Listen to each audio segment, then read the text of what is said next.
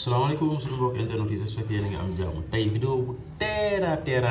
laa indi bon boîtier bi nii boîtier pour lumière la ah lumière yi kese ñoo fi nekk circuit lumière yi mais léegi en fait primo na électricien les jeunes surtout les débutants conduite bi dafa war di feeñ ci boîtier bi pour à l'avenir beneen technicien bu ñëwee day xëcc pour changer conducteur bi ok donc à chaque fois muy feeñ surtout nag bu nekkee zone boo xamante ne dafa am humidité boîte bi na jóg ci kaw loolu moom ñëpp d'accord nañ ci répétition la rek pour sonal gars yi mais ñëpp d'accord nañ ci mais à chaque fois nay feeñ ci kii bi parce que beneen technicien bu ñëwee day xëcc rek changer aussi di éviter di xar yenn côté yi parce que